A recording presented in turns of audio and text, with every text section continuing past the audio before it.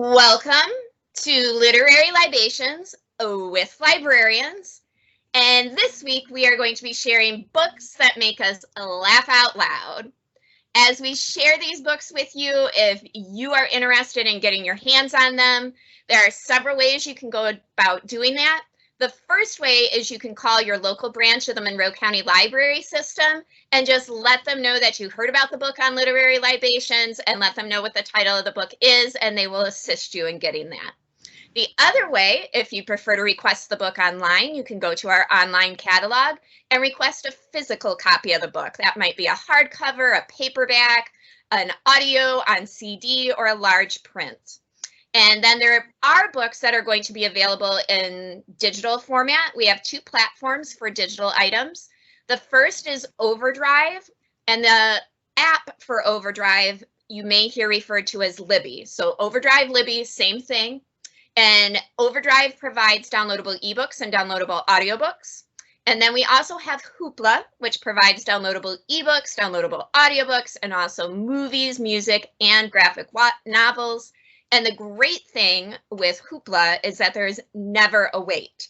If you see that an item is available on Hoopla, you can go out there and download it immediately. Now, with us this week, we have a lot of new faces to Literary Libations with Librarians, which makes me so excited. As we introduce ourselves this week, we're going to be answering the question, in the year of 2020, which has been super strange and unprecedented and stressful in so many ways, what is one thing that you have been doing that makes you laugh or makes you happy? And my name is Jennifer Graneski, and I am the branch librarian at the Dundee Branch Library. And I'm trying to think of what the one thing is because, you know, I should be prepared since I actually come up with the questions every week. And I'm sitting here going, did I think about this question? I think the one thing that I do on a daily basis to make me happy, and this is going to sound a little weird, but when I'm able to go into work and work in the branch, one of the things that we get the privilege of doing is checking in all the items that patrons have requested. And one of the fun things about doing that is sometimes new books come through, and some of those new books are picture books, and some of those picture books are super funny. And whether my coworkers enjoy it or not, I feel the need to read those books out loud to them so that they can enjoy my dramatic interpretation of the picture books. So I think there's something to be said for enjoying your coworkers and coworkers who at least pretend to enjoy you. And two, something to be said for having the view of a child and enjoying a picture book, whether it's about unicorns or rain or the last one I read was about lemmings. Yes, the Distinguished Society of Lemmings. So I think there's something to be said for just taking those little things that you do day to day and finding a way to enjoy them. So that's going to be my thing. Also with us this week, we have Ann Holton, who works on our Bookmobile, which I think is incredible. The Bookmobile goes out to various places around the county. And right now they've managed to find a way that they can do it even during these times where they put out carts of books. So it's still available. Go to our online calendar and see where they're going to be. And maybe they're going to be at a place near you. So Anne, what do you do to find laughs and smiles during this time? Well, when we first had to go into quarantine and we had basically no options for things to do, we found ourselves outside a lot. And our neighbors also found themselves outside a lot. So we got to know our neighbors better, and they are all a hoot. We live in a subdivision with the most exceptional people you could ever know. So we spent a lot of time with them. And also we kind of have a bad habit in our house of liking each other. So we were just all together. We're stuck in the house. We don't have very many options. So, I mean, it could range from anything, scaring each other. But I do have to say that it does come back on you when your kids or your husband get you, and it's like, I know, I can't say anything about it because I've done it to you. So I would say that's how we've been laughing. Nice. I have to say, last night, I guess I should have left it in here, the pranking thing. We have a 2-foot tall Darth Vader that we hide in various places around our house. And last night I came into the guest bedroom opened the door, and it was placed just right. So like you open the door and he's standing right there. So yeah, there was a little scream and then a little laugh with Darth Vader. So feel you on that one. Thank you, Anne. Also with us this week, also from the Bookmobile, is Mary Duche. And Mary, what do you do to smile or laughter? Well, recently, been spending a lot of time with my grandkids virtually. My daughter had moved about an hour and a half away, like right before quarantine started. And I thought I was really going to miss them, but we played virtually. My little granddaughter, she calls me in the mornings on her iPad. Even when nobody's up yet, she can call me and she says, "You want to play Littlest Pet Shop with me today, Mimi?" And she'll take the iPad into her playroom and shut the door. And so I've still got to see them. And recently we've been able to get together. We went on a family vacation up north, took all my kids and grandkids. We had a lot of fun. So mostly just spending time with family. And I'm not the one that does all the pranking, but my daughter Ashley and Ava, the little one, they call themselves the mean team because that's their jam, pranking everybody else in the family, the mean team. Aw, I just love that. I'm just picturing your granddaughter calling you, "Let's play Littlest Pet Shop." That's so sweet.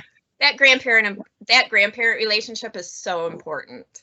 Yeah. I know that means a lot to my son as well, spending time with his grandpa. Thank you, Mary. Also with us this week, we have Kristin Brown, who is a reference librarian at the Ellis branch. And what do you do to bring a laugh or a smile to your day, Kristin? Oh, you're muted. Do that every time. It's probably like two things. Both of them involve hanging out with my children, surprisingly, because normally in quarantine you think it's going to be a little crazy. But because we were spending a lot of time outside, we got I have two girls and we bought a trampoline, and so they always have to have me on the trampoline with them, which is kind of fun because I usually sit in the middle and they try to popcorn me. But also just reading books before bed has been something that I've really kind of taken the time to slow. We've always read books before bed, but now we've gotten to the routine where we all pile in one area, my husband and I and our two kids, and we all read a book together, or two or three, because we can't really stop. But that's just those moments where I just kind of sit down and just be thankful, and it makes me smile, even though everything is crazy right now. So that's fine. Thank you, Kristin. Also with us this week, we have Sarah Willarios, and Sarah works everywhere in the Monroe County Library system. Sarah is a sub in our system. Recently, she's been working at the Dundee branch, but I know she also has subbed at Bedford and Ida. I'm pretty sure Erie and Luna Pier. I know she's subbed in collections. She's been everywhere. So Sarah is with us, and Sarah, what have you been doing that gives you a laugh or a smile? Well, you know, it was crazy. My husband was on midnights the day the library shut down, and I remember telling my daughter it was Friday the 13th. I was like, "Oh, it's gonna be a good Friday the 13th. It's gonna be lucky." I was at Bedford all day. Was like, gonna be busy. No, I went into it's me time, so I exercised.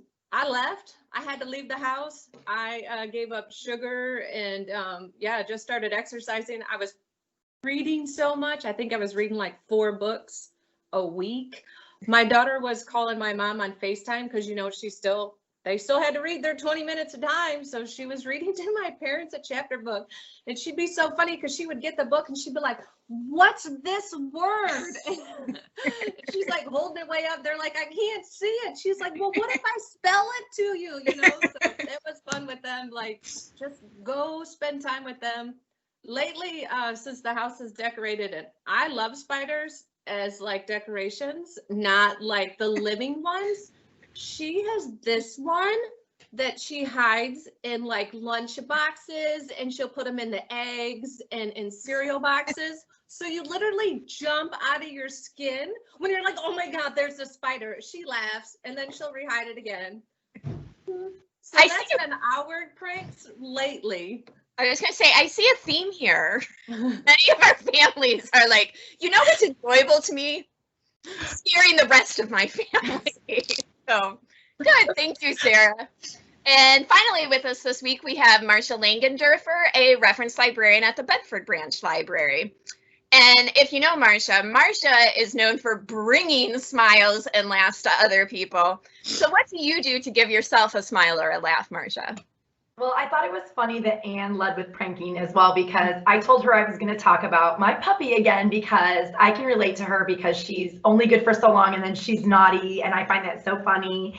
And so I was saying I was going to reference Daisy, but then I thought when Anne left, I was like, oh no, I'm going with pranking, because many of you have been involved in my pranks and you know how they go. So I thought this is a crew I have to bring up pranking, and then Anne said it and everybody's let in. So I do feel like now is the season. Halloween and April Fools, those are my holidays, man. So I was gonna say pranking, and then everyone jumped on board, so that makes me happy too. And also I'm piggybacking with Mary's. We live on the compound with my family, so a lot of family time, a lot of pranking. We frequently like hide in people's cars so they get in you're in their back seats, and I mean we do it upright. So we do extreme pranking with my family. So yeah, I'm going with that too, especially this time of year. So it's hardcore. And you know, I mean, a lot of you know, I don't want to call you out, Anne, but some of you have been involved in my pranks that are pretty extreme. You are the master pranker. I don't think I would get in my car by myself ever. Yeah, that happens. That happens. People check under their cars, because they check under the cars in their back seats. Got to be on your toes. But you're right, and Anne, you hit the nail on the head, because you have to be ready too. I feel like I think there's just someone everywhere, because there might be. So you have to be able to take and dish. So constant vigilance is what you need. Yes. Which, if you've read Harry Potter, that's one of the characters where he's like, constant vigilance. Yes. And so that's also a thing we enjoy, jumping out of places and shouting at a child. Speaking of scary. Poor Tommy. And you would think after, you know, like probably 10 years of this, he would have it. No, he doesn't have constant vigilance yet. Hey, It would take a lifetime. Oh yeah, Jennifer, I'm remembering some of the pranks that you pulled on Tony, like you telling me about them. They're all coming back to me now. Child. Like you would think. You know, In fact, I think one of the pranks that you pulled on Tony, I was like, I'm gonna go home and do that to my kids. Yeah, let's do that. So, you know, watch out for librarians, because apparently we have a strong sense of, you know, got to surprise people and get a laugh out of it. Thank you, all of you, for sharing how you've added laughter to your life. And now we're going to share books that have made us laugh out loud. And let's go ahead. I'm going to let Kristin get us started. I remembered to unmute myself, so we're off to a good start. The two books that I chose, the first one is As Brave as You by Jason Reynolds, because you know I got to slide Jason Reynolds in there whenever I can. And what really makes this book funny and makes me laugh out loud are the two main characters, which are the brothers. So there's Jeannie, who is an 11-year-old, and his big brother Ernie, and they are complete opposites. Like Ernie likes to be the cool kid. He likes to hang out with girls. He's always wearing his sunglasses. And Jeannie is just really curious. He's more mechanical.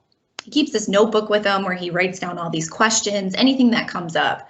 And so a lot of the humor comes from Jeannie's personality and how he perceives the situation within the book. So their parents are having a hard time right now. And so they, in order for them to have some time together and try to work out their relationship, they send Jeannie and Ernie down to Virginia from Brooklyn to spend time with their father's parents. So it's their paternal grandparents, and they live in Virginia, which is way out in the country. Everything's a lot different for them. So the whole book is about the summer that they spend with their grandparents, and they don't have like a super tight relationship with these grandparents. There's a lot that they don't know about them. And so as the book progresses, you get to know these, the grandparents and their relationships with Jeannie and Ernie's father. There's like a kind of a weird relationship between them and Grandpop, and so you kind of figure that out along the way. So the humor really comes from Jason Reynolds' writing, and also just from Ernie and Jeannie's relationship as brothers. There's one in particular that I remember driving. So listen to the audiobook if you're interested in audiobooks. Guy Locker narrates this, and he does an amazing job. But I remember driving, and I was like stopping at a light, and I was dying laughing, and I just looked over, and people were like, "What is this girl doing?" But there's a part where they are on dog poop scooping duty, right? So they don't have to do that in Brooklyn because nobody really has a yard, and if dogs go, they just use a plastic bag. So their grandmother sends them out in the backyard, and she's like, go pick up all that dog doo-doo for me, okay? So they're like, this is lame, I don't want to do this. So they end up making a game out of it. They take the shovel, they start shoveling the poop, and then they try to fling it into the woods. And so they're like trying to get their technique down, and they're trying to really get it as far as they can. And so Ernie goes, hey, see if you can shoot it back to that house in the woods, which the house plays a pretty pivotal part in the book. But he ends up flinging it up, and it hits his grandparents' house, and they're like, oh no. And so of course the grandmother comes out, and she's like, what are you guys doing? And that was the part I just lost it. Just Ernie's character is awesome. And Jason Reynolds, of course, it's got comedy, but it also has those really big topics about, you know, like mental illness, family ties, forgiveness. There's this tradition where when you're 14, you kind of become a man and you learn how to shoot a gun. And Ernie really has no interest in doing this. And so it kind of creates some tension between him and Grandpa, because Grandpa really wants to have this celebration with him. But Ernie's like, I don't want anything to do with that. I'm not interested in that. So it's really crazy dynamics with family and different topics like that. But it is so funny. So I highly suggest that one. It's a juvenile book. It's not going to take you very long to get through. If you enjoy audiobooks, do the audiobook for sure. The second book I had introduced to me a while ago, and I was like, this isn't really that funny, but that was before I had kids. So this book is called Parenting, illustrated with crappy pictures by Amber Dusick. And after rereading it, it is hilarious. It's everything you think it would be. All of the parenting stories, she breaks it down into these different topics about how, like, eating, she calls it not sleeping, because as a parent, you don't really sleep. And they're just illustrated with pictures like it shows on the cover. It looks like she made them in like Microsoft. Yeah, paint shop. Paint, yeah. They're so funny though. So that's a really good one. We have that on Hoopla, which is nice because anybody can borrow it. I have it right now, and I've just periodically been going through my phone when I need to pick me up, like, oh, okay, well, what does it say about eating? Because I'm trying to give my kids lunch, and it's nuts right now. And so it's just a really good pick me up, just really funny stories that you can relate to 100%. It's not like graphic, but if you don't have like a sense of humor about certain things about being a mother or parenting, it's probably not going to be that funny to you. There are a lot of times where I was like, what? So just as a heads up on that, but those are my two that definitely make me laugh out loud. Thank you, Kristin. I don't think I've seen the parenting one, but maybe I've seen her like online or somebody shared it or something. She had a blog. I feel like I've seen some of them, but I don't think I've seen the whole book. Yeah. Yeah, parenting, hysterical, gross, heartbreaking, so complicated. Thank you. Yep. And let's have Mary share her laugh out loud books next. Okay. The one I chose by Lori Natario.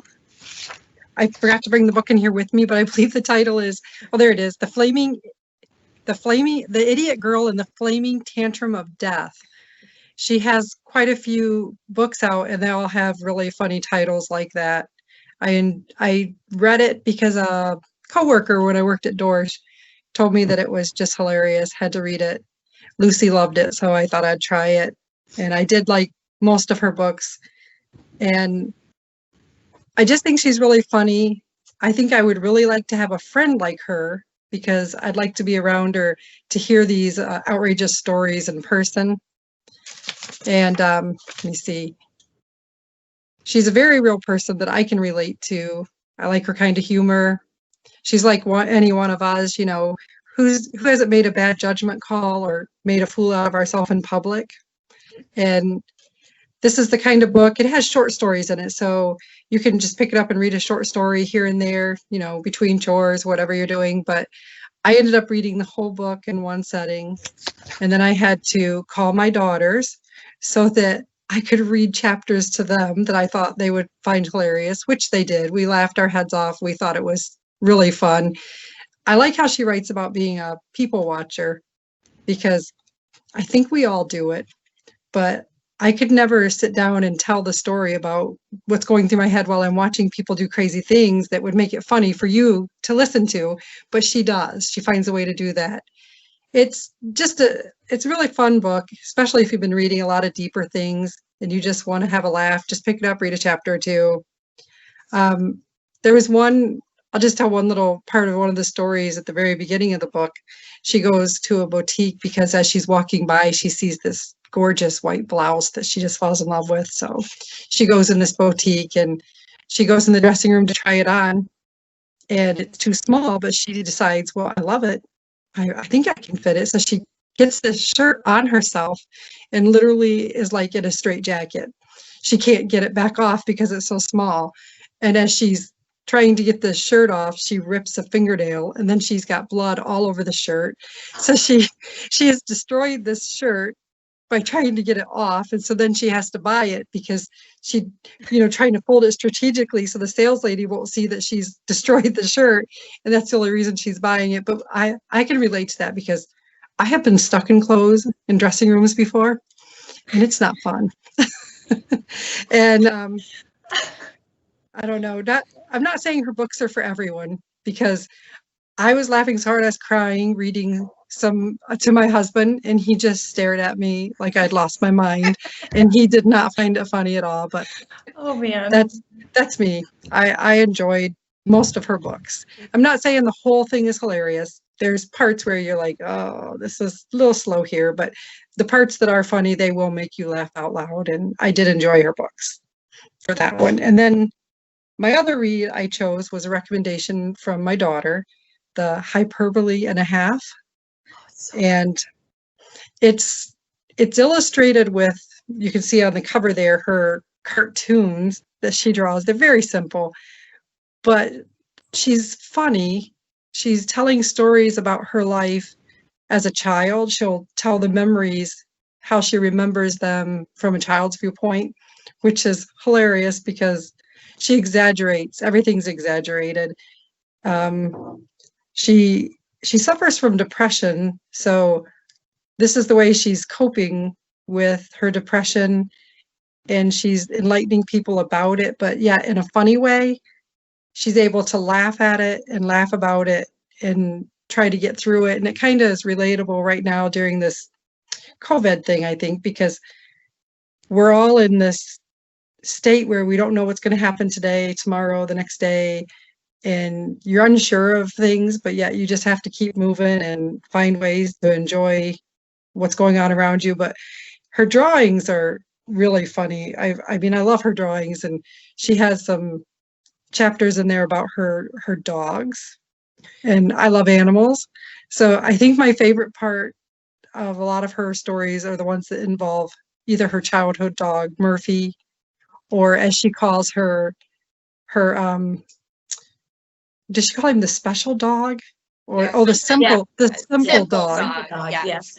because he's not the smartest dog. And so she went and got another dog at the shelter she calls him helper dog, to help simple dog learn to be a dog.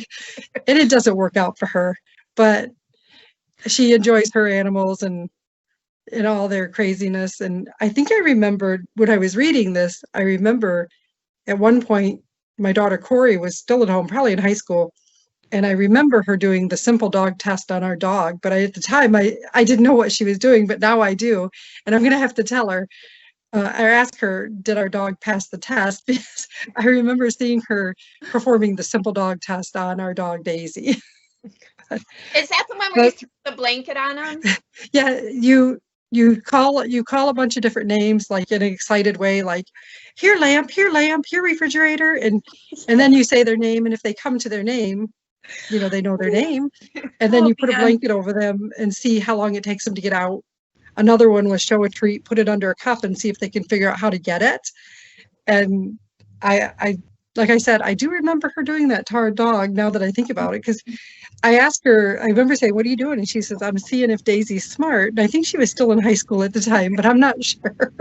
I But remember doing the blanket dog thing to our dogs, both of did them. she pass? Our Schnauzer did fine. My Charlie dog, that was like a shelter dog, a lab, and something mixed. Charlie just laid there.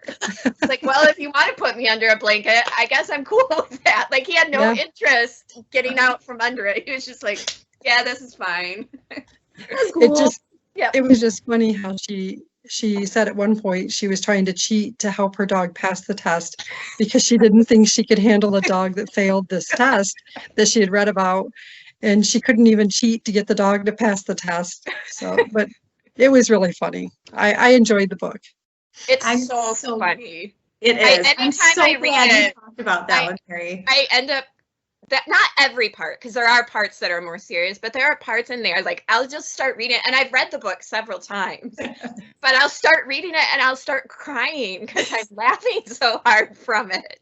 Yeah, it's Kelly and I will just 4.5. randomly send each other pictures from that book, especially the cake one, the cake story. Where Oh, yes. she, like, She wasn't very old, and she was like crawling through a window.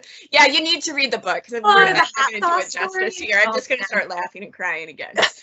But in side news to that, Allie Brush just released a sequel called Solutions and Other Problems. And I was on the list for that as soon as I heard it existed, because it actually was supposed to exist a few years ago, and then some really hard things happened in her life, and she waited several years before releasing this.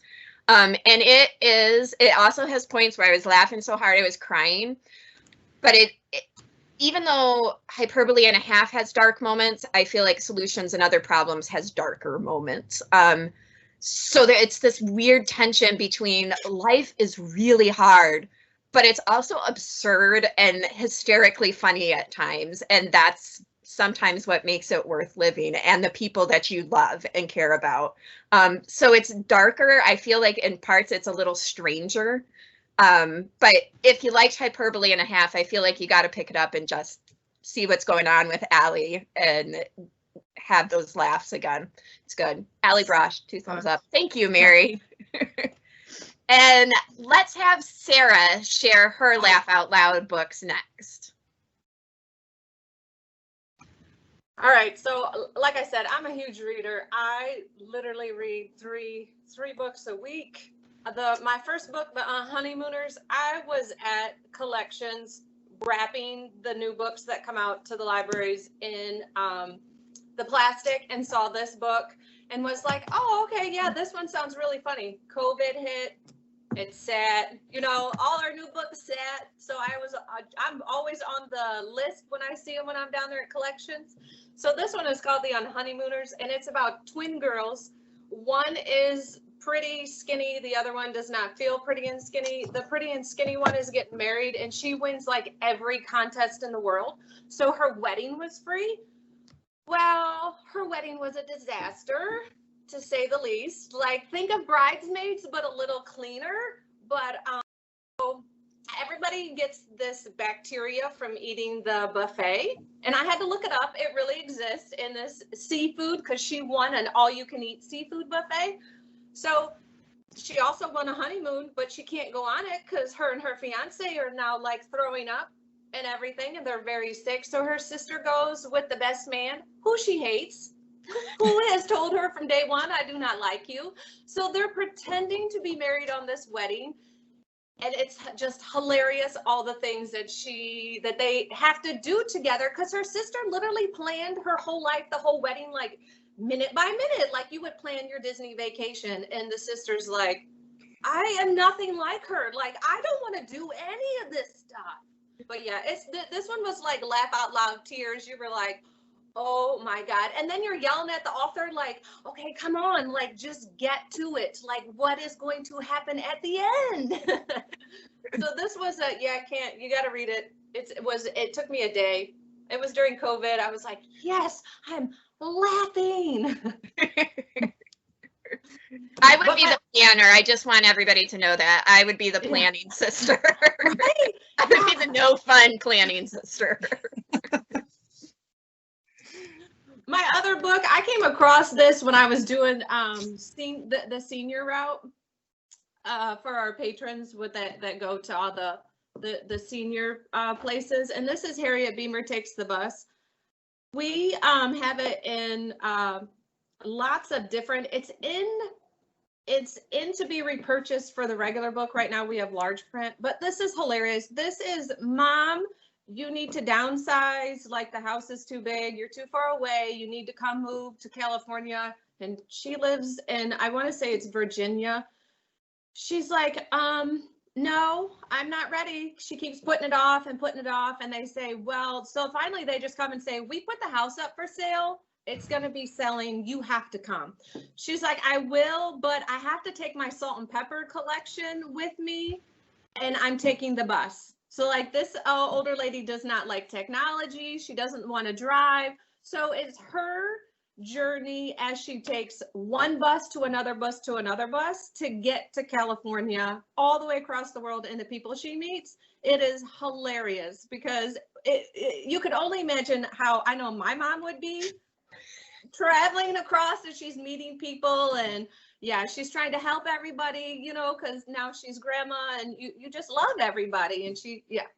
And there's also a second one where like she goes to Vegas and thinks she like wins millions. It was on the nickel slot machine. So but it's just funny, right? The people she meets and how the author describes them, you're like, oh, yeah, that is hilarious. I've met somebody like that, or my mom would do that, or my grandma would definitely do that. And then the other one is, and if you're not a mom, I don't know if you think it would be as funny, but when you're a new mom, especially and the kids start, this is about being volunteered to do stuff that you absolutely don't want to do. You're like, I don't have time to be class mom. I don't have time to cook. You know, there are moms that have time that plan cookies for birthday parties and the parties the kids have and the after school activities and the PTA moms. Well, this mom is a working mom and gets volunteered to be class mom. And she says, I don't have time for this. I have 2 teenagers, like I have a kindergartner. I have a whole mess of life I'm trying to teach my teenagers, so they're not going to turn out like me. So the ladies are like, oh, no, you have time. You can do it. She says, okay, I'll be class mom, but don't come back to me and ever tell me that you're not going to do something. So it's her version of class mom, and she writes these emails that are like, okay, these are the people who are going to be signed up to help out with the Halloween party. And this is what you're going to do. Now you have 5 minutes to get back to me, or I'm just going to assign you a job. But it's, you know, it's the moms that come back that say, well, we can't have peanuts and we got to be gluten-free, sugar-free, you know, a dye-free. And you're like, well, then she's like, what do you let your kids eat? Then just bring fruit. Or like one lady signed up just to bring water. And she was like, what, no juicy Kool-Aid? Like, you know, no Hawaiian punch, no Sunny Delight. Like, yeah. So that's the way she writes. So like, and you're like, oh, yeah, I just can't be her. Like super mom. Yeah, I'm just not. Anytime the list came out for like things to bring to Tony's class, I was the mom that signed up for like paper plates. Yes. I'm like, yes, that's easy. Like I would try to get to the list first so I could sign up for something that is like, yep, I can get that done really quick. So yeah. See, my daughter signs me up. She's like, my mom's crafty. She's great. Like, put her in the crafts. Yeah. That's Mom will carve a pumpkin for every child in my classroom. They'll love it too. And she'll decorate it with glitter. Yeah, that was, Tony knew. Yeah, I would have been the water mom. Here's my water. But it's hilarious because in her emails, like the way she writes them, you're like, did she really just send this email out to all the parents in the whole like school system?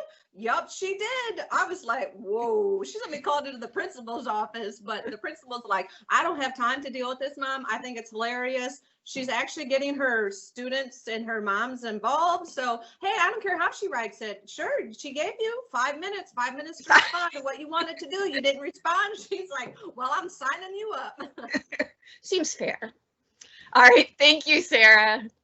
And let's have Anne share her books that made her laugh out loud. All right, the first book that I am going to talk about is Bossy Pants by Tina Fey. When I first heard that Tina Fey was writing a book, I could not wait to get my hands on it. I remember her best from her various roles on SNL and her many impersonations and her time on Weekend Update, and also her role as Miss Norbury on Mean Girls. And honestly, I feel like few people can argue that she nails every part that she tries to do. She gets into that character and it is hilarious. This book reads like a string of essays. It's almost like you're sitting at a bar with her and she's telling you her life stories. I enjoyed listening to this entire book, but I think my favorite parts were listening to her describe her backstage shenanigans on SNL and 30 Rock. I do have to say that this book has some funnier parts than others, but I would be lying if I didn't say that I was laughing out loud throughout a lot of it. And like Mary, my poor husband is subjected to listen to the parts that I find the most hilarious. So I'm like, hold on, you got to hear this. And then I read him continuously all the parts that I think are hilarious. I appreciated the sarcastic humor in this book and also the colorful language that was sprinkled throughout. It was well done. And I think I would give this book 4 stars, and I would recommend it to a friend. It is pretty good. Did you listen to it, Anne, or did you read it? I actually read this one. Okay. I listened to this one, and she reads it, and it's hysterical, and it's lovely having it in her voice. So if you're an audiobook person. I was gonna say, anytime the author reads the audiobook, I just do it just If the author is a talented comedian or actor, if the author is just random schmo that writes stuff, I have listened to some audiobooks by random schmoes that are not good. Like, have a professional do it. So like Tina Fey doing it is awesome. You know, like random schmo reading their own book doesn't always work out. But I did love Bossy Pants. Yeah, I loved it too. And Anne, Oh, sorry, Anne.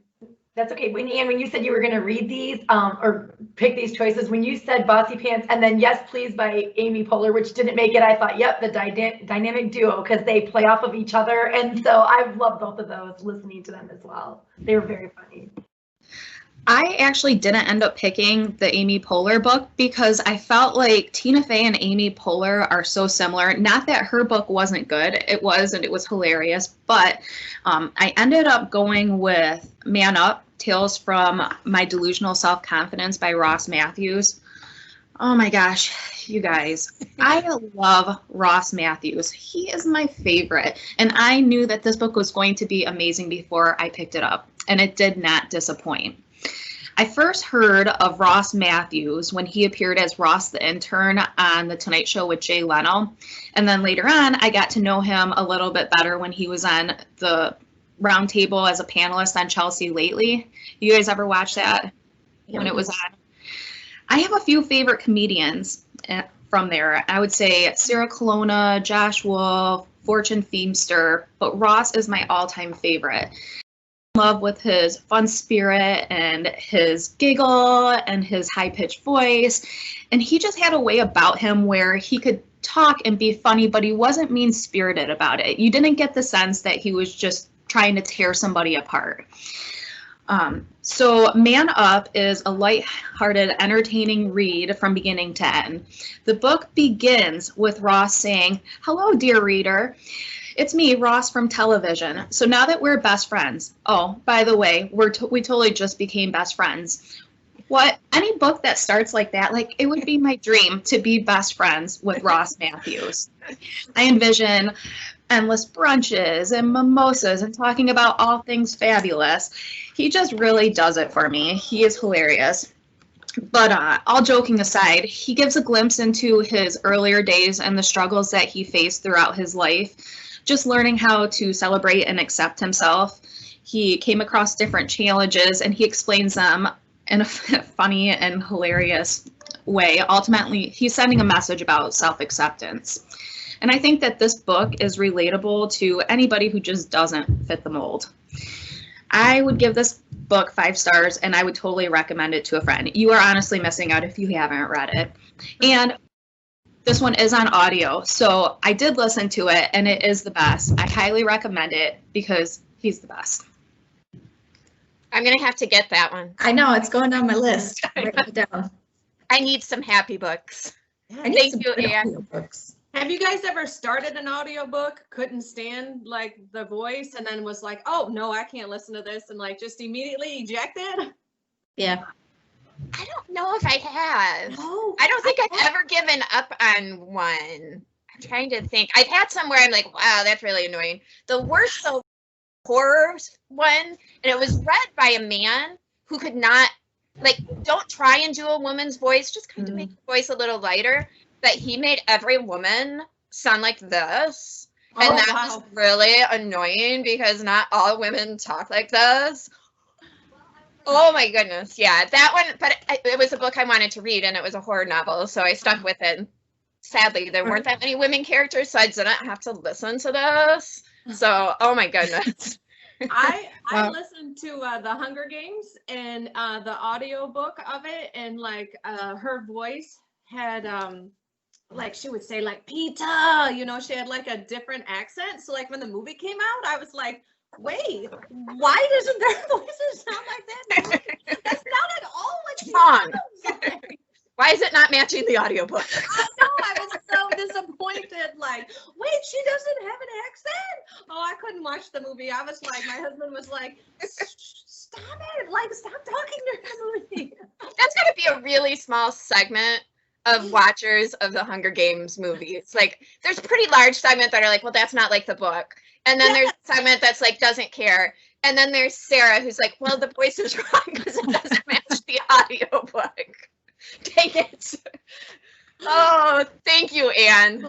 Those were great recommendations. And now we're going to read them. Now we're going to have Marsha share her laugh out loud books. Okay, well, I picked just like you guys were saying too, I listened to all of these. I do think if it is a biography or by an author that is comedic especially, they're worth listening to because they'll usually tell side stories or little things that you don't get in the book where and their tones just make it laugh. So the first one I picked was The Last Black Unicorn by Tiffany Haddish. I think it's actually backwards on here, but this one is so funny. I love Tiffany Haddish anyway. She kills me. I love that she's so real and she makes me laugh out loud every time I listen to her. These are people too that I would also want to hang out with. You guys mentioned that and I was like, yep, I want to be your friend because she says such funny things and she'll shockingly just say things that you can't believe she just said. And some of her references in here, like some of her relationships or how she came to be. And so many people have these, rags to riches stories. And she talks about living in her car or how Kevin Hart helped her out. And then that led me to read Kevin Hart's biography because they had some play back and forth. But anytime it's like an actor that you see that you feel like and especially this one, she just tells funny things. Like she's so simple. She goes like, yeah, I stood around at this bar mitzvah and told jokes and everybody was laughing. And I thought, I'm going to be a comedian. And then she talks about how she bought this really expensive dress and she goes, yeah, and I wore it twice. And I know you don't do that because then they take pictures, but I don't care. Do you know how much I paid for that? So I loved her down to earth, lightheartedness and just the comedic things. She's so real and so funny. So I love Tiffany Haddish and The Last Black Unicorn was funny and I loved listening to it. It's very funny. And then same thing with Jenny Lawson. I actually picked, both of hers I loved. I read these, a colleague suggested them, but look at these covers. I mean, this is the time you should judge a book by its cover. And the best thing about her, Jenny Lawson is very funny. Her stories also are outrageous. Her family is outrageous. It kind of reminds me a little bit of my crazy family. And the squirrel, the raccoon is funny, and the mouse. The funny thing about these characters on the front of these books is there are stories in there that reference these pictures on the front that you wouldn't think have anything to do with the story, but they do. And she just goes through her life, and every time something happens to her, it sounds made up, but it's really her real life. I mean, I'm sure it's maybe exaggerated for humor, but listening to her version and being a part of this, I really wanted to be friends with her too, and just sit and listen to her family life stories, because they're unbelievable and hilarious. Whether they're true or not, I don't even care. They're so great. So I would recommend all of these for sure. They're very funny, and especially to listen to. That just reminded me, and I'm so bummed right now because this happens every time we do this. I'm like, ooh, that was a book. Do you remember the Christmas book that you showed me a while ago? That I think that was by a different author, but it was like horrible, funny things about Christmas. I'll look into it. I was going to see if you remembered off the top of your head. Oh, you're muted, Marsha. I can't think of the title right now, but I'll send it back to you. But yeah, that was another one where it was true stories. And yeah, see, I should have looked into that. This happens every time. I know. The other one I was going to give a honorable mention to is Jim Gaffigan's books. I loved Dad is Fat. I mentioned that, and then I forgot to throw it on the slide, but or have Jennifer throw it on the slide. But his books are so funny too, and he is so dry, and when he reads it, he just makes me laugh. His voice, and they live in this tiny apartment with 5 kids, and his real life is crazy and funny. And the cover, he's like, yeah, I asked my son, what should I call my book? And he's like, Dad is Fat, and he drew that picture, and it becomes the cover art. And he's so funny. And then his wife Jeannie, who's his co-writer and his teammate through life and industry, had this tragic brain tumor operation, and so she has now written a book that even has elements of humor throughout that crazy process. So I also recommend Jim and Jeannie Gaffigan as well. But yeah, I'll get back to you, Kristin, on that one, because I remember that one too. With they had all those crazy mishaps happen for their Christmas. Yeah, like it was about like their mom, and like her mom had too many Christmas decorations. Yep. I won't go into it, but it was hilarious. I only read like a page of it, and I'm so bummed I didn't think about it until just now. So there's an amazingly funny book that any of you listening will never know what it is. It's about Christmas. It's about call your local librarian. It had a red cover. There's this really funny book about Christmas. Can you figure out what that is? It was on Oprah. If you have a question, call the Bedford Branch Library. Do you know what the color of the cover is, Kristin? It's red. It's red. It has a little baby gingerbread man on it. It had a little red gingerbread on it. There we go. Do you know we get that often? Yeah. People call that and say it had a blue cover, and it was like about a beach, and you're like, I need a little bit more, like what happened in it. I don't know, but they'll say I saw it on Oprah. It was on the Today Show, and I'm like, oh. Well, usually those we can track down. Yeah. Right. Usually. Say Reese Witherspoon, now she's got her own thing. So they're like, no, Reese Witherspoon. She said to read it. And you're like, oh, okay. I trust Reese. She's had good recommendations. She has. Thank you, Marsha. And I also love Jim Gaffigan. Oh, Mary. I was going to say, when I worked in a branch and I would get those patrons that would come in with those bizarre book requests, I would always think in my mind, challenge accepted, because I just loved finding it, because they'd be like, oh, they're so happy when she found it. Yeah. It was interesting sometimes, the descriptions you get. Yes. Mm-hmm. Yeah. All right. And I love Jim Gaffigan. Just going to mention that. Yes. Hot Pockets. And if you haven't seen his Hot Pocket routine, then you should. You can YouTube it. It's on there. When Marsha said he had a small apartment, I'm like, are you the one on the commercial we see? That's not small. He lives in a penthouse. No, he lives in New York. Like they probably have it out there. They on CBS this morning that they do on Sundays, they've interviewed him because he does a segment on there. It's really like, because how many kids does he have? 4 or 5? 5 kids, and it's a large apartment, but it's really only like 2 bedrooms or 3 bedrooms for these 5 kids. Okay. So I mean, while it's big and pretty and nice, I just picture 5 kids. They have no yard, they have no bed. Like, I feel like they are spending a lot of time together. I mean, it's quarantine all the time in the Gaffigan household, I think. So, and it's funny to listen to him too talk about trying to run the schedule and work, like who goes where, with he's like, why did we have all these kids? It's very well done, very clever. I think he's a great dad and very funny, but I love his take on it and humor and laid backness. It's really funny. Yes. And yeah, he does. I forgot that he did that show. First, he did kind of that one show about his family, but then they do like the dinner with the Gaffigans. And you're right. Yeah. You can see them eating in their kitchen and stuff. Yeah, very funny. And the kids are arguing, like, why isn't it pizza night? Like, when dad's home, like, we have pizza. He doesn't even know what we're eating. And it's like 9 o'clock at night. Mom's home and we have to eat vegetables. I was dying laughing at that because that's how my house is. I think anybody who has kids won't hurt her. Yeah. I won't be home tonight, so it's tacos. Yeah. They're already made. Yay. And now segue to my Laugh Out Loud books. My first one is The Secret Diary of Hendrick Groen, who is 83 and a quarter years old. And when this was initially published, the author published it under Hendrick Groen. They didn't reveal who the author was. Well, that has since been uncovered. And it is a lovely man in Amsterdam who's a librarian. Woo-hoo! That made me super happy. So The Secret Diary of Hendrick Groen follows the antics of Hendrick, who lives in an assisted living home in Amsterdam. And he has a day that just sort of sets him off. His wife has passed away. He's feeling a little lonely. And one of his neighbors in the assisted living area invites him over. He goes over for tea and she gives him cake. But her cake is consistently very, very dry and it's not tasty. And so he just sort of shoves it in his pockets.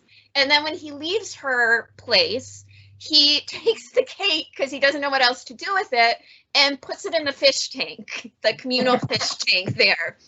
Well, this kills the fish. And then the woman who is running the assisted living home, the next thing they know, there are signs all over, no cake in the fish tanks. Because, if a thing happens, you got to make a rule to make sure it never happens again. And so Hendrick and his buddy Everett just decide this is really silly. And so Everett starts dropping various things in the fish tank all the time. And the poor fish usually don't survive this. And so the rules get more extreme. Nothing in the fish tank, or we're going to take the fish tanks away. And then there's gossip in amongst the residents of the home. And while people are talking about this, it starts to reveal itself who the people are in the home with Hendrick, who also have a strange sense of humor and who he enjoys spending time with. And he starts to come out of this depression and loneliness with his wife's passing. And they create a group called the Old But Not Dead Club. And so the Old But Not Dead Club create their own sort of field trips that they want to do, because the field trips that the residential home puts together are never fun because you're all shoved on a bus and somebody's always got to go to the bathroom and you never manage to get anywhere. So Hendrick creates his own little group with his group of friends. And they're just funny. And I love the wittiness of it. And there is very dark humor in here because some of these folks are dealing with some tough stuff. There's a lady that has dementia. And she's talking to her friends and she's, telling them she's looking forward to the day when she can believe in Santa Claus again, because, that'll be a good day because she can have the magic of Christmas back. But there's that darkness to it as well. And these people are elderly, so they know that they're facing death, but they're doing it with this. They've found this joy in life again with these friends who just enjoy going out and doing things and laughing with each other. And at some point in here, one of his buddies gets a scooter, a mobility scooter. And so Hendrick sees him going out and going to the grocery store anytime he wants to. And he sees the freedom that the scooter gives him. And also scooters in Amsterdam are not like scooters in America. Look up mobility scooters. There's a Cantor, C-A-N-T-O-R. That's pretty amazing. So he and this other guy start talking about how they're going to trick out their scooters basically to make them a little bit faster. It's just really fun. It's enjoyable. It also gives you those moments where you're like, yeah, life should be appreciated at every age in every moment. And it's made better by having somebody alongside that you can laugh with. So 2 thumbs up to Hendrick Groen. There is a sequel to it. I haven't read that one yet. And I did also listen to this one, and it was a great listen. It makes me think of Monty Python's "Bring Out Your Dead." And they would all laugh at that. They'd be like, "Oh, he's going first." It makes me think of the "I'm not dead yet." Yes, I could go for a walk.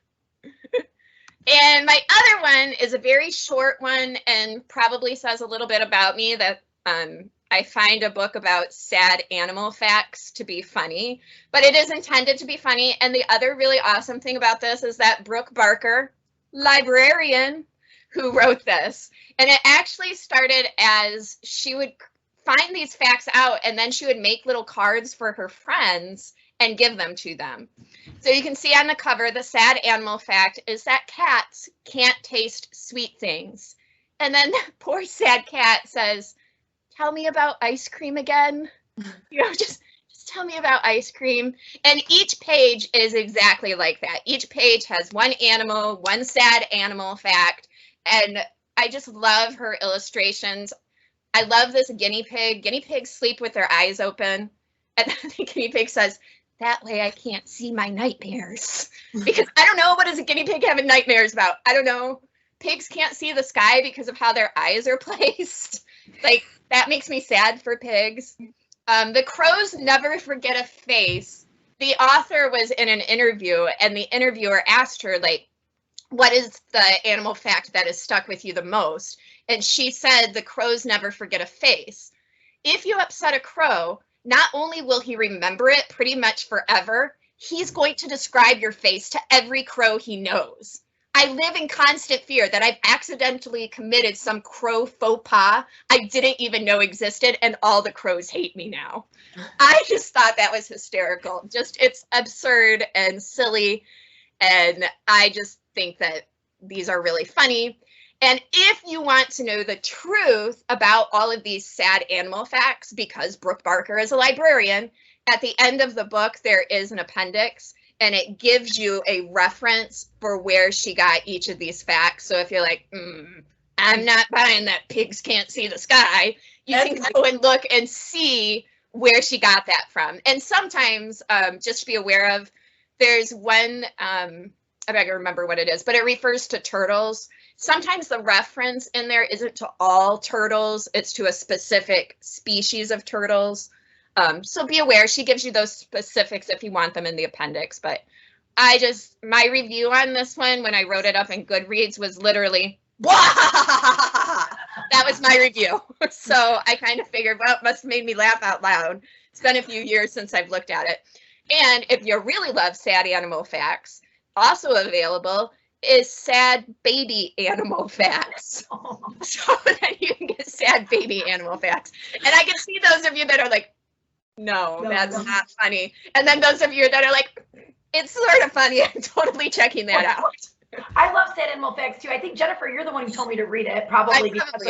And so I love that book. But when I saw you put that on your slide, I loved it. And then I also remembered, because every time I see your books, I think, why didn't I pick that one? I should have picked All My Friends Are Dead, because that book I talk in every class, and I love it. And that is another one that's dark comedy. I looked for All My Friends Are Dead, and apparently, we don't have it.